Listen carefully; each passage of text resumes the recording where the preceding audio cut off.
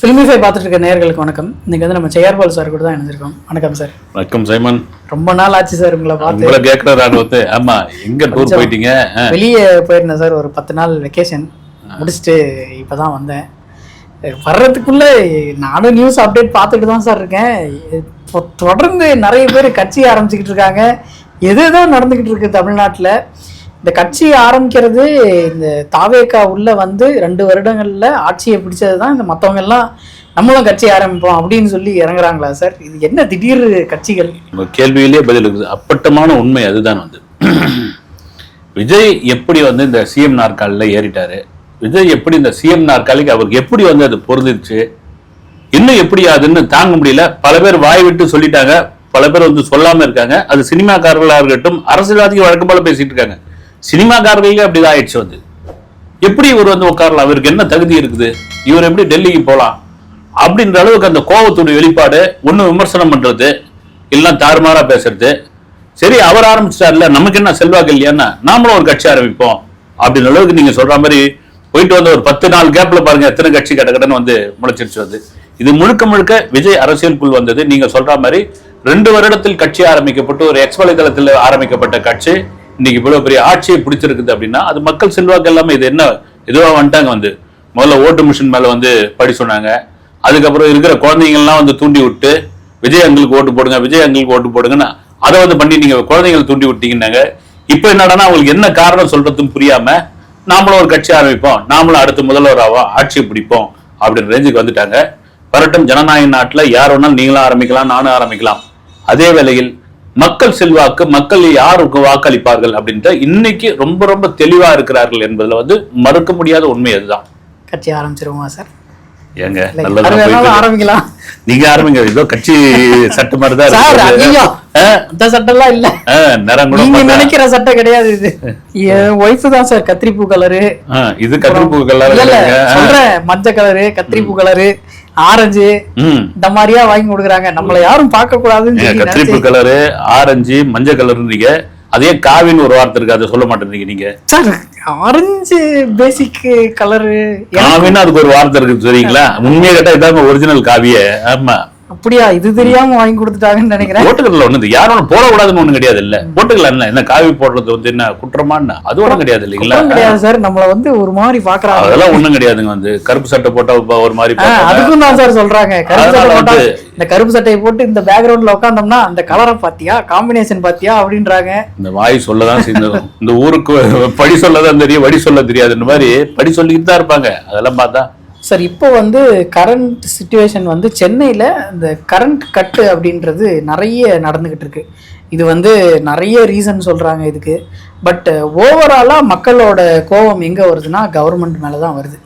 இப்போது இதை சரி பண்ணுறதுக்கு என்ன சார் பண்ண போகிறாங்க? ஆனால் இதுக்கு ரிலேட்டடாக எந்த ஒரு எக்ஸ்பிளனேஷனும் கொடுக்க மாட்டேங்கிறாங்க. எதனால் கரண்ட் கட் ஆகுது அப்படின்றது யாருக்குமே தெரிய மாட்டேங்குது. சென்னை மாதிரியான ஒரு இடத்துல நம்ம ஏசி இல்லாமல் இருக்கிறதே கஷ்டம். அதுவும் கரண்ட் இல்லாமல் இருக்கிறது ரொம்பவே கொடூரமான விஷயம். அதுவும் நைட் டைம்ல தான் கரண்ட்டை கட் பண்றாங்க, 3 மணி நேரம் 4 மணி நேரம் அப்படின்னு. ஆனா எனக்கு இது ஒரு சந்தேகமும் இருக்கு சார். நார்த் சைட்ல தான் கட் பண்றாங்க, சவுத்துலாம் எதுவும் இல்லை. கோடம்பாக்கம், சைதாப்பேட்டை, டி நகர், இங்கெல்லாம் எங்கேயுமே கரண்ட் கட்டு கிடையாது. ஆனா நார்த்ல தான் கட் பண்றாங்க. என்ன சார் ரீசன்? எதனால? இது 2 விதமான ரீசன் சொல்றாங்க. நீங்க சொல்றத மாதிரி நம்ம சவுத் மெட்ராஸ்ல தான் இருக்கிறோம். இங்க ஒண்ணுமே இல்ல, ஒண்ணுமே இல்ல. ஒரு 3 பேஸ் இருந்தா ஒரு 2 பேஸ் போயிடுது, சிங்கிள் பேஸ்ல ஓடிட்டு இருக்கு. கொஞ்சம் இடையில ட்ரிப் ஆகுது. அது மின்சார பற்றாக்குறை தான். இன்னைக்கு ஏசி இல்லாத வீடே கிடையாது. நீங்க கிராமப்புறங்களில் போனீங்கன்னா அங்கே ஏசி சர்வசாதாரணம் ஆகிப்போச்சு. இந்த வெயிலையும் புழுக்கத்துலையும் என்ன தாங்க முடியும்? ஆளாலும் ஏசி போட்ட கரண்ட் பில் தான் கட்டிக்கலாம். முதல்ல அப்பெல்லாம் நீங்க நான் சொல்றதெல்லாம் ஒரு 30-35 வருஷத்துக்கு முன்னாடிலாம் குண்டு பல்ப் இருந்துச்சுன்னா பெரியவங்க என்ன பண்ணுவாங்க, அதை ஆஃப் பண்ணுவாங்க. கரண்ட் பில் அப்போ பெருசா கூட வராது. ஃபேன் ஓடிச்சுன்னு நிறுத்திவிடுவாங்க. ஃபேன்ல ஒன்று தான் வைப்பாங்க. ஏன்னா மின்சார கட்டணம் கட்டுறதுக்கு அவங்க அவ்வளோ சிக்கனமா இருந்தாங்க. இப்பெல்லாம் மாறி போய் போட ஏசி, ஒரு வீட்டில் 4 ஏசி போடு, கரண்ட் பில் தான் கட்டிப்போம் அப்படின்ற அளவுக்கு வந்துருச்சு. பொருளாதார வளர்ச்சி அப்படி வந்துருச்சு. அதே மாதிரி நீங்க சொல்ற மாதிரி வடக்கு வாழ்கிறது தெற்கு ஜெயிக்கிறதுன்னு இந்தியாவை சொல்ற மாதிரி இங்க வடக்கு கரண்ட் போய்கிறது, தெற்கு நல்ல ஜொலஜலும் ஜொலிக்குது அப்படின்ற இதுவா இருக்கும் பொழுது இந்த கரண்ட் கட்டு அப்படின்றது திட்டமிட்டு சில பேர் சில கட்சிகள் செய்யற விஷயம். இது ஒயரை கட் பண்றாங்க, பியூஸ் கேரியரை திருடிட்டு போறாங்க. ஒரு பியூஸ் கேரியரை திருடின ஒரு 3 பேர் கூட பிடிச்சிருக்கிறாங்க. திருடிட்டு போயிடுறாங்க, வேணும்னே ஆஃப் பண்றாங்க.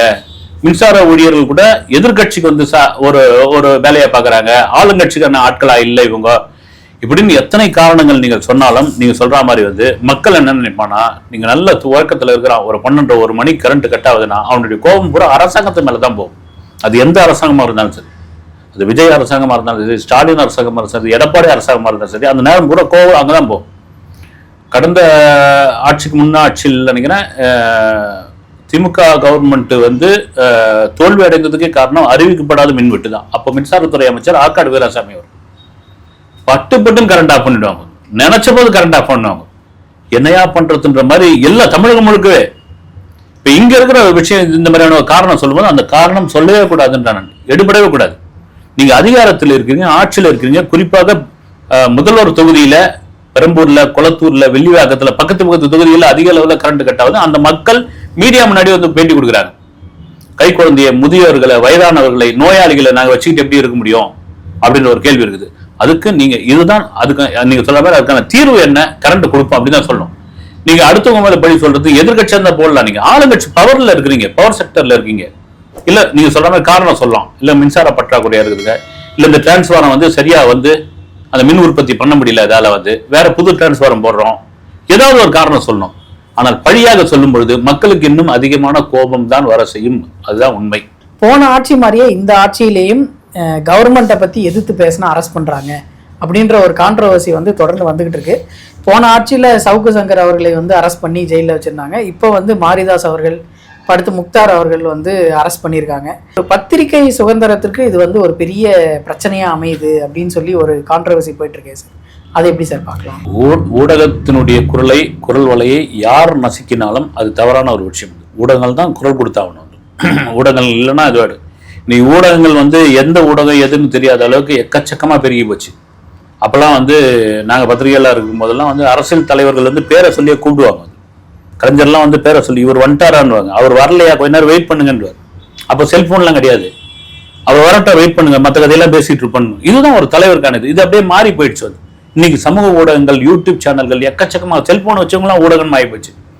அதனால வந்து நீங்க கடந்த ஆட்சியில் அப்படின்னு சொல்லியிருந்தீங்க, கடந்த ஆட்சியில் சில விஷயங்கள் நீங்க கமெண்ட்ஸ் போட்டாலே அவ்வளவு தூரம் வந்து இது பண்ணிடுவாங்க, கொந்தளிச்சுடுவாங்க. ஒரு ஒரு ஒரு பின்னூட்டு இட்டாலே வந்து நீங்க அந்த அளவுக்கு வந்து இதுவாயிடுவாங்க.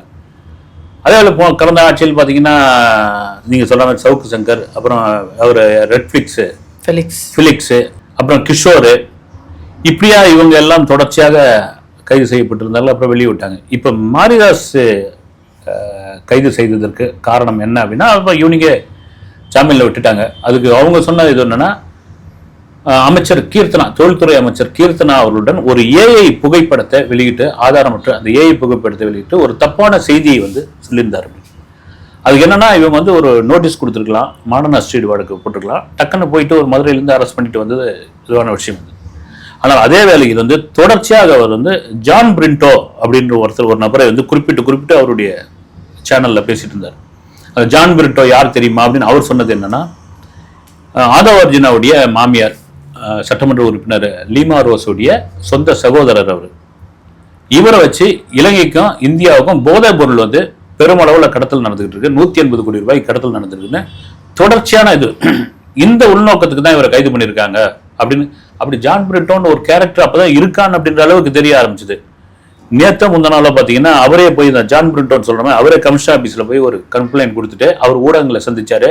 நான் தாங்க ஜான் பிரிண்டோ, என் மேல போதை வழக்குலாம் ஒன்றும் கிடையாது, லாட்டரி வழக்கு தான் இருக்குதுன்னு அவரே ஓப்பனா சொல்லியாச்சு. அது கேரளாவில் நடந்துட்டு இருக்கு. அந்த லாட்டரி மோசடி வழக்கு கேரளாவில் அந்த வழக்கு நடந்து கொண்டிருக்கு, நிலுவையில் உள்ளது. அதனுடைய பேப்பர்ஸ் எடுத்து போட்டோஷாப்ல மாத்தி அது போதை வழக்காக வந்து இப்போ வந்து இந்த ஊடகங்கள் வந்து காமிச்சிருக்காங்க. நான் தான் ஜான் பிரிண்டோ, நான் வந்து மற்றபடி இதெல்லாம் கிடையாது, நான் அவங்க குடும்பத்தை சேர்ந்தவர் தான், லீமா ரோஸ் வந்து எங்க சகோதரி தான் அவங்க சொல்லிட்டாரு. இதெல்லாம் என்ன காரணம்? இப்போ முக்தார், ஏன்னா நீங்க மாரிதாஸை கைது பண்ணிட்டீங்க, முக்தாரை எப்படி வெளியே விட்டீங்க? அந்த அலிஷா அப்துல்லான்றவங்க குழந்தையை வைத்து இப்படி எல்லாம் பேசக்கூடாது. யாரா இருந்தாலும் ஒரு தனி மனித தாக்குதல் இருக்கக்கூடாது, ஒரு தனி மனித விமர்சனம் இருக்கக்கூடாது, அவங்களுடைய பர்சனல் இருக்கக்கூடாது. அந்த பிஞ்சு உலகம் கூட வந்து ஆகும். அது வேற கூட ஒப்பிட்டு பேசுறது, அந்த உடல் மொழியே வேற மாதிரி இருக்குது. ஒரு முக்தார் இவங்கெல்லாம் பேசுறதுதான் அந்த பாடி லாங்குவேஜ் எனக்கு ஒரு மாதிரி இருக்கும். அந்த பேசுற தோரணை, இந்த உரிமை யார் உங்களுக்கு கொடுத்தது? வந்து இது தவறான ஒரு விஷயம். ஒரு பெண் வந்து அவங்க மேல 1000 குற்றச்சாட்டு இருக்கலாம், அவங்க மேல 1000 விமர்சனங்கள் இருக்கலாம். நீங்க பர்சனலா போய் அவங்க குழந்தை சம்பந்தப்பட்ட விஷயங்கள் ஒரு பெஞ்சு அவங்களுடைய எதிர்காலம் என்ன ஆகும், அது இது என்னைக்கான ரெக்கார்டு தானே இது. அப்ப ஏன் இவரை கைது பண்ணீங்க, அவரையும் கைது பண்ணல? திருச்சி சூர்யாவை கைது பண்ணீங்க, முக்தாரை ஏன் விட்டுட்டீங்க? சிறுபான்மையினுடைய ஆதரவு உங்களுக்கு இருக்கிறதுனால அவர் சிறுபான்மையினால நீங்க தப்பு விட்டீங்களா? இது மாதிரி நேற்று கர்நாடகாவில் போய் கைது பண்ணியிருக்காங்க. எதுவா இருந்தாலும் ஒரு எப்பவுமே ஒரு அரசாங்கம் வந்து ஒரு எந்திரம்னாங்க, ஒரு அரசு வந்து ஒரு எந்திரம், அது எதிர்த்தெல்லாம் நீங்க வந்து ஒன்றும் பண்ண முடியாது அப்படின்வாங்க. அதே வேளையில் நீங்கள் குரல் கொடுக்கலாம், அது தவறான ஒரு குரலா, இட்டுக்கட்டின ஒரு விஷயமாக, சித்தரிக்கப்பட்ட ஒரு விஷயமாக, தனிமனித தாக்குதலாக அது எந்த அரசாங்கம் இருந்தாலும் பண்ணக்கூடாது. அது தவறான விஷயம், அது செய்யவே கூடாது. அப்படி செய்யறவர்கள் தான் இவங்க வந்து எச்சரிக்கிறாங்க, இது பண்ணிட்டு இருக்காங்க. பாரதி ராஜா அவர்கள் அவர் வந்து ஸ்டுடியோவில் நடந்துகிட்டு இருந்த ஷூட்டிங்கை முதல் முறையாக அவுட்டோர் கொண்டு போனவர். அவர் வந்து இன்று காலமாயிட்டாரு. அவரை பத்தி ஒரு சில வார்த்தைகள். நிச்சயமாக வந்து ஒரு தமிழ் சினிமாவை தாண்டி இந்திய சினிமாவே ஒரு மாபெரும் ஒரு இயக்குனரை வந்து இழந்துட்டு வருது. எந்தவித மாற்று கருத்தும் கிடையாது. இன்னைக்கு வந்து நீங்க சொல்ற மாதிரி தான் வந்து ஒரு அவுட்டோருக்குள்ளே, ஒரு இண்டோருக்குள்ளே இருந்த சினிமா வந்து அது இண்டோருக்குள்ள இருந்ததுக்கான காரணம் என்னன்னா, கதாநாயகர்களுடைய அந்த வெளிச்சம் வெளியே தெரிஞ்சிடக்கூடாது. ஒரு பெரிய ஹீரோ எம்ஜிஆரே வச்சுங்க, அவருக்கு டூப் போட்டு நடிக்கிறாங்க அப்படின்னு வெளியே இருக்கிறவங்க தெரிஞ்சுக்கூடாது எம்ஜிஆரும் நிஜமா அடிக்கிறாரு அப்படின்னு. அதனால தான் அந்த சினிமா வந்து வெளியே கொண்டு போல, அவங்க ஸ்டுடியோக்குள்ளே கொண்டு போனாங்க. ஏன் ஸ்டுடியோக்குள்ளே எடுத்துக்கிட்டு இருக்கீங்க, சினிமா வெளியே கொண்டு வாங்கன்னு வெளியே கொண்டு வந்தது தான் இயக்குனர் இமயம் பாரதிராஜா அவர்கள். அப்படி கொண்டு வந்த அந்த சினிமாவை, அது குறிப்பாக சொல்ல வேண்டும் என்றால் இந்த 90-2000 காலகட்டங்களில் பாரதிராஜா அவர்களுடைய படங்களை பார்த்து தேப்பையாக, மந்தையாக, சாறையாக இளைஞர்கள் சினிமாவை நோக்கி வந்தார்கள். அந்த இளைஞர்கள் யாருன்னா கிராமப்புறத்தையும் சிறு நகரத்தையும் சேர்ந்தவர்கள். இதுக்கு சொல்றதுக்கான காரணம் என்னன்னா, இவெல்லாம் பயந்துட்டு இருந்தான் சினிமாவை பார்த்து. மெட்ராஸை பார்த்தே பயந்தாங்க. வந்து மெட்ராஸுக்கு எப்படி போகணும்னு தெரியாது. ஆனா ஒருத்தன் அள்ளி நகரத்துல இருந்து ஒரு பெட்டியை தூக்கின்னு இங்க வந்து அசிஸ்டண்டா கூட பெருமளவுல இல்லாம நீங்க ஜெயிச்சு ஒரு படத்தை 16 வயதுல ஒரு முதல் படத்தை எடுத்து அதுக்கப்புறம் எல்லாமே சூப்பர் டூப்பர் ஹிட்னு ஒண்ணு, அடடா நாமளும் கிராமத்துல தான் இருக்கிறோம், நம்மகிட்டையும் கதை இருக்குது, நாம சென்னைக்கு போனா மெட்ராஸுக்கு போனா என்ன, அப்படி கிளம்பி வந்தவர்கள் பல இயக்குனர்கள் ஆனார்கள். அதுதான் உண்மை. அதுக்கு பாரதிராஜாவுடைய மானசீக குருன்னு பல பேர் வந்து இன்னைக்கு வரைக்கும் சொல்லிட்டு இருக்காங்க. அதில் மிகப்பெரிய பங்கு அவருக்கு உண்டு. அதை தாண்டி ஒரு துணிச்சலான ஒரு படைப்பு வந்து நீங்க சொல்றதுக்கு வந்து வேதமுதி மாதிரியான படம் இப்பெல்லாம் நீங்க எடுத்துட முடியாது. இன்னைக்கெல்லாம் அந்த படம் ஷூட்டிங்ல இருக்கும்போது நிறுத்திடுவான். அதுதான் ஒரு பெரிய துணிச்சல் வேணும். முதல் மரியாதை மாதிரியான ஒரு கதையெல்லாம் நீங்க எடுக்கிறது மிகப்பெரிய கஷ்டம். இவர் முதல் மரியாதை படத்தினுடைய கதாசிரியர் அன்னகிளி செல்வராஜ் அவர்கிட்ட பேசியிருந்த போது சொல்லிட்டு இருந்தார். அவங்க எல்லாம் ஒன்னா ஒரே கச்சேரி ரோட்ல ஒரு மொட்டை மாடியில இளையராஜா, அவருடைய சகோதரர் பாஸ்கர், அவர் இறந்துட்டாரு, கங்கையமரன், பாரதிராஜா, கதாசிரியர் செல்வராஜ், இவங்க எல்லாம் ஒரே ரூம்ல இருந்தவங்க ஒரு மொட்டை மாடியில. அது பிறகு கொஞ்சம் கொஞ்சமா மேல வந்தாச்சு. வந்த பிறகு பாரதிராஜா ஒரு நாள் என்ன பண்றாரா, ஒரு 50,000 ரூபாய் கட்டை எடுத்துன்னு வந்து கையில கொடுத்து, செல்வராஜ் எனக்கு ஒரு ஜெயிச்சாவணும், நான் ஒரு கதை ஒன்று எனக்கு ரெடி பண்ணு, ரெண்டு இடங்களை கதை கேட்டேன், சரியா இல்லை, நீ தான் சரியான ஆளு, சரிப்பா காசை என் முன்னாடியே கொடுக்குற, இந்த காசு ஏது அப்படின்னு, டி நகர்ல இருக்கிற என் வீட்டை வந்து அடமானம் வச்சுட்டேன் அப்படின்றான். இப்படின்ட்டாரான். ஒரு சென்னையில ஒருத்தன் வீடு வாங்குறது எவ்வளவு பெரிய கஷ்டம், அந்த வீட்டை நீ எடுத்துமே அடமானம் வச்சிருக்குன்னா எவ்வளவு பெரிய ஒரு துணிச்சல் அப்படின்னா, இல்லையா நான் ஜெயிச்சாவனே அந்த காசை வச்சுக்க, என்ன எனக்கு வேணான்றாராம், நீ வச்சுக்க காசு கூட நான் அப்புறம் வாங்கிக்கிறேன், நீ முதல்ல பாரு. நீ அவர் மனசு தாங்கல, ஏன்னா வீடு வாங்குறது அவ்வளவு பெரிய கஷ்டம், இன்னைக்கு வரைக்கும் சென்னையில வீடு வாங்குறது மிகப்பெரிய கஷ்டம் அப்படின்னு. அதன் பிறகு அவர் போய் பெங்களூர்ல போய் உட்காந்து ரொம்ப மெனக்கெட்டுன்னு ஒரு கதை எழுதுறாரு. அந்த கதை தான் முதல் மரியாதை. அந்த படம் எடுத்து முடிச்சுட்டு, என்னங்க வந்து சிவாஜி வேற மாதிரி காமிச்சிருக்கிறீங்க, அது சிவாஜிக்கு ராதாவோட ஒரு லவ் வச்சிருக்கிறீங்க, எங்கன்னா ஒத்து போதா அப்படின்னு வியாபாரம் ஆகலையா. அப்ப NMDCல இருந்து ஒரே ஒரு பிரிண்ட் ஒன்று வாங்கி போறதுக்கு ஒரு பிரிண்ட்னு வந்து கேட்கறாங்களா, அவன் 1 லட்சம் ரூபான்னு சொல்றாராம் பாரதிராஜா. ஒரு பிரிண்ட் தானே, அப்ப 24,000 ரூபாய் 25,000 ரூபாயும் அதிகமா வச்சு சொல்றாராம் ஒரு பிரிண்ட் போட்டுன்னு. மறுநாள் வந்து 100 பிரிண்ட் வாங்குறாங்களாம் அந்த படத்துக்கு. அந்த படம் பிரம்மாண்டமான படமாக, தமிழ் சினிமாவில் மிக முக்கியமான படமாக. அப்போ கூட சொல்லுவாங்க வந்து, சிவாஜி உட்காந்துட்டு இருந்தாங்க ஷூட்டிங் ஸ்பாட்ல, டே பாரதி எங்க வாடா அப்படின்னாரு. எதுக்குடா நீ மெட்ராஸ் வந்த அப்படின்னு. இல்லப்பா உங்களை மாதிரி நானும் வந்து நடிகன் அவனன் வந்தேன் அப்படின்னு. உங்க ஊர்ல முகமாகிற கண்ணாடியே இல்லையா அப்படின்னாராம், கிண்டலுக்கு. அது மாதிரி ஆகச்சிறந்த ஒரு இயக்குனர். நீங்க 1000 விமர்சனங்கள் அவர் பேர இருந்தா கூட, ஆனால் அவருடைய அந்த கடைசி காலம் வந்து, குறிப்பாக வந்து இந்த உடல்நிலை சரியில்லாத காலத்துல பல சிரமங்களை அனுபவித்ததாக கூட நிறைய பேர்லாம் சொல்லிட்டு இருக்காங்க, பேசிட்டு இருக்காங்க. இன்னைக்கு கூட கன்னியாகுமரன் அவர்கள் கோவப்பட்டார். ரொம்ப கோவப்பட்டு திட்டினாரு. கடைசி காலத்துல யாருமே கூட இல்லை, அனாதையா அவரை இது பண்ணிட்டீங்க அப்படின்னு சொல்லி ரொம்ப கடுமையா பேசியிருந்தாரு. அது என்ன ஆயிடுச்சுன்னா, அவருடைய மகன் மனோஜ் கடந்த வருடம் மார்ச் மாதம் கிளம்பிட்டார். அதுலேருந்து ரொம்ப வெக்ஸ் ஆகிட்டார். ஒரு புத்திர சோகன்வாங்க இல்லைங்களா, ஒரே பையன் இவ்வளோ சம்பாரிச்சு இவ்வளோ பேர் புகழ், கல்ல கூட பாரதராஜா நடிக்க வச்சிருவாரு அப்படின்னு அந்த பையனை ஒரு வாழ வேண்டிய சின்ன சின்ன பிள்ளைங்க இருக்குது. மனம் அவர் ரொம்ப உணர்ச்சி வசப்படுற கேரக்டர். அடுத்த நேரத்தில் அழுகுறாரு, கோவப்படுற நேரத்தில் கோவப்படுறாரு. அதுதான் அவருடைய உடல் நலத்தை அப்படியே குன்றி இருக்குது. கொஞ்ச காலம் அவருடைய மகள் வீட்டில் மலேசியாவில் போயிருந்திருக்காரு, மகன் நினைப்பாக இருந்திருக்காங்க. அப்புறம் உடல்நலை பாதிக்கப்பட்டு டி நகரில் இருக்கிற பாரதராஜா ஹாஸ்பிட்டல், அவருடைய ஹாஸ்பிட்டல் கிடையாது, அவருடைய நண்பர் நடேசன் டாக்டர் அந்த ஹாஸ்பிட்டல் எடுத்துக்கணும். அவர் தான் சொல்லியிருக்காரு, அவர் சம்பந்தப்பட்ட ஆட்கள் யாரையும் அனுமதிக்காதீங்கன்னு. ஏன்னா அழ ஆரம்பிக்கிறார் அவரு, பிபி ரைஸ் ஆகுது, யாராவது பழைய ஆட்களை பார்த்துட்டா அவருக்கு தன்னால தண்ணி வர ஆரம்பிக்குது, அதனால ரத்த அழுத்தம் அதிகமாகுது, அவரை மீட் பண்ண வைக்காதீங்கன்ட்டு. அதன் பிறகு ரொம்ப நாள் கழிச்சு தான் அவர் அந்த ஒவ்வொரு சினிமா ஆட்களா போய் ராதிகா கூட இருக்காங்க பாருங்க, அவங்க தான் இப்போ பக்கத்திலேயே இருக்காங்க. அவங்க தான் போய் பேசி இவங்க கூட ரேக்கா கூட கடலோ இருக்க கவிதைகள் ரேக்கா கூட வந்தீங்கன்னா ஒரு கஞ்சி மாதிரி வச்சு கொண்டு போய் இந்தாங்கப்பா சாப்பிடுங்க நான் கொடுத்தேன் நான் அப்படின்னு. அதெல்லாம் ஒரு பாசம். இன்னைக்கு அவங்க இந்த நிலைமையில இருக்காங்கன்னா அவருடைய கடைக்கன் பார்வை படாமல் இருந்திருக்குமா? நான் நடிகல 1000 விமர்சனம் இன்னைக்கு பேரும் புகழும் கிடைச்சிருக்குது அப்படின்னா அதுக்கான காரணம் அவர் தானே. அதனால மிகச்சிறந்த கலைஞன், ஒரு கலைஞன். திரும்பலாம் ரீப்ளேஸ்மெண்ட்லாம் கிடையாது. இன்னைக்கு இரவு 9 மணிக்கு அவருடைய சொந்த ஒரு தேனி பக்கத்தில் இருக்கிற அல்லி நகரத்துக்கு கொண்டு போய் நாளைக்கு உடல் அடக்கம் செய்ய போகிறாராம். ஒரு பீரியட் ஆஃப் டைம்ல அவருக்கு கிடைக்காத பேர் கிடையாது, அவருக்கு கிடைக்காத புகழ் கிடையாது, எல்லாத்தையுமே பார்த்தவர் பாரதி ராஜா. ஆனா இந்த கடைசி காலத்தில் ஏன் அவர் கூட யாருமே இல்லை? இந்த கங்கை அமரன் அவரோட கோபமான அந்த பேச்சுக்கு என்ன சார் காரணம்? நானும் எதிர்பார்க்கல. அது நம்ம எதுவும் கூட வீடியோவில் பேசிடக்கூடாதுன்ற மாதிரியான ஒரு விஷயம் இருந்தது.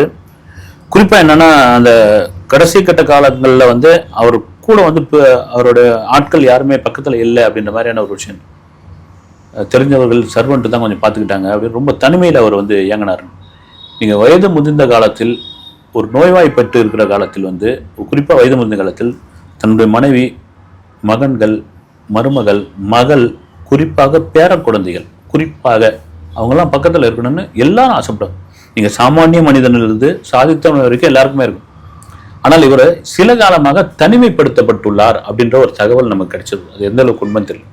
இப்போ பாடலாசிரியர் சினேகன் கூட ஒரு வீடியோ ஒன்று வெளியிட்டிருக்காரு. அவங்க மனைவியோட போய் பார்த்து அந்த சினேகனுடைய மனைவி ஏதோ ஒரு ஜோக் அடிக்கிறாங்க. உங்களுக்கு திருஷ்டி தான் அதிகம், திருஷ்டி கழிச்சிருச்சுன்னா நீங்க சரியாயிடுவீங்க. அவரு ஒரு சிரிக்கிறாப்புல ஒரு ஒரு குழந்தை மாதிரி ஆயிடுவாங்க. ஒரு வயதான பிறகு ஒரு குழந்தை மாதிரி ஆயிடுவாங்க. அந்த குழந்தைகிட்ட எப்படி பேசுறோமோ அப்படி பேசுறாங்க. அப்பா இதெல்லாம் திருஷ்டி தான், நான் ஏதோ பார்த்தேன், அவ்வளவு பிரமாதமா பண்ணிருக்கீங்க, அந்த நடிகையே தூக்கி சாப்பிட்ற அளவுக்கு நீங்க நடிச்சிருக்கீங்கன்னு இன்னும் சிரிக்கிறாரு அவரு. திருஷ்டி கழிஞ்சு போச்சது, நீங்க இதுக்கப்புறம் நல்லா ஆயிடுங்கன்னு அவர் முகத்துல ஒரு சிரிப்பு ஏன்னா வலியும் வேதனையும் அந்த கடைசி கட்டத்தை அனுபவித்தவர்கள் தான் தெரியும். நம்ம வாய் வழியா சொல்லிடலாம், 1000 விமர்சனம் பண்ணிடலாம், தப்பா பேசிடலாம், என்ன வேணாலும் இது பண்ணிடலாம். அந்த வேதனையும் வலியும் அதுக்கான இதுவும் அவங்களும் தான் தெரியும், அவங்க வாய் விட்டு சொன்னாதான் உண்டு. ஆனால் சமீப காலமாக ரொம்ப நெருக்கமாக நிறுத்த விட அவருக்கு ஒரு பெரிய பக்கத்துணையாக கங்கை அமரன் அவர் இருந்திருக்கு. ஏன்னா அவருடைய ஒரு காணொலி கூட வந்தது, அவரை தேர்த்துறது, அவருடைய அந்த கவனத்தை சிதறடிக்க இது பண்றதுக்காக பாட்டெல்லாம் வீடியோ போட்டிருந்தார். நல்லா இருந்தது, இதுவா இருந்தது. என்னன்னா இதாங்க ஒரு நட்பு, இதான் ஒரு அன்பு. அவர் என்ன சொல்றாரு, எங்க இருந்தோ ஒரு தேனியில இருந்து, அல்லி நகரத்துல இருந்து, பண்ணையபுரத்துல இருந்து நாலாம் கிளம்பி இந்த கோடம்பாக்கம் ட்ரஸ்ட்புரம் பெட்ரோல் பேங்க்ல வேலை செஞ்சுட்டு இருந்திருக்காங்க. வேலை செஞ்சுட்டு இருக்கும்பொழுது ஆயுத பூஜை அன்னைக்கு பொறி கொடுப்பாங்களாம். இந்த பை எடுத்து இப்போ ஊருங்களில் இப்போ எல்லாம் கிடையாதுன்னு நினைக்கிறேன், ஊருங்களில் இருக்குன்னு நினைக்கிறேன். ஒவ்வொரு கடையிலும் பொறி கொடுவாங்க. அந்த பொரியை பையா வாங்கிட்டு ரூம்ல கட்டி போட்டு அதை என்ன பண்ணுவாங்க, எடுத்து தண்ணி தெளிச்சு அது ரைஸ் மாதிரி ஆயிடும். அதை சாப்பிட்டு வாழ்ந்துருக்காங்க. அது போய் கூச்சப்படாம போய் வாங்கின்னு வருவாராம் பரத்ராஜா. இவங்க சீனியர் இவர் வாங்கின்னு வராராம். ஓ தேத்திட்டு பாரு அப்படின்னு. அப்புறம் முக்கியமான ஒரு விஷயம் இவர் தான் சொல்லியிருந்தாரு பாரதிராஜா ஒரு இன்டர்வியூல. ஒரு நாள் சாப்பாட்டுக்கே எதுவும் இல்லை, என்ன பண்றதுன்னு தெரியல, எங்க செட்லயே அமர் கங்கை அமரன் ரொம்ப துருதுன்னு இருப்பான், ஜாலியா இருப்பான், ஏதாவது ஒரு விட்டடிப்பான், நாங்க அப்செட் ஆகிட்டா கூட இதுவாயிடுவான். இளையராஜா அப்பவே ஒரு மாதிரி மூடி அவரு. அப்ப என்ன பண்ணா, நாங்க கதை எழுதி வச்சிருந்த ஒரு பண்டலா பேப்பர் இருந்தது, இதெல்லாம் எடைக்கு போட்டு அரிசி வாங்கி வந்துட்டுமா அப்படின்னு, எல்லாமே மூளையில இருக்குது, எடுத்து போடான்ட்டேன். நான் எடுத்து போடான்னு உடனே தூக்கி பார்த்துட்டு கதையில வெயிட்டே இல்லை, அதுலயே பாருங்க அந்த ஹியூமர் சென்ஸ் அவர் ரசிச்சு சொல்றாரு. தூக்கி பார்த்துட்டு கதையில வெயிட்டே இல்லை அப்படின்னு சொல்லிட்டு கடையில போயின்னு வந்து 1/2 கிலோ அரிசி வாங்கிட்டு வந்து ஒரு மாதிரி கஞ்சி மாதிரி வச்சுட்டு ஒரு 5 காஞ்ச மிளகாய் ரெட்டு சில்லிய ஒட்ட ஒட்ட ஒட்ட அரைச்சி அதை தண்ணியாக்கி அது மேல ஊத்துவாங்க தெரியுங்களா அந்த காரத்துக்கு. கையில கொடுத்தது தேவாமரம். இன்னைக்கு நான் வந்து உலகத்தில் உள்ள அத்தனை 7 ஸ்டார் ஹோட்டலையும் சாப்பிட்டுட்டேன், அந்த ஒரு சாப்பாட்டுக்கு ஈடனே ஆகாது அப்படின்னு பாரதராஜா சொல்லியிருக்காரு. அதுதான் கங்கையாமரன் அப்படின்னு. அவர் தான் அந்த கருத்து, அவருடைய அந்த கோபத்துடைய வெளிப்பாடு தான் அது.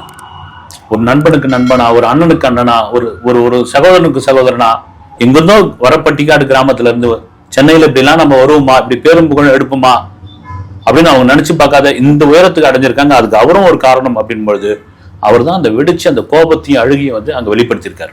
ஓகே சார், அடுத்த வீடியோவில் சந்திப்போம் சார். நன்றி சார். வணக்கம்.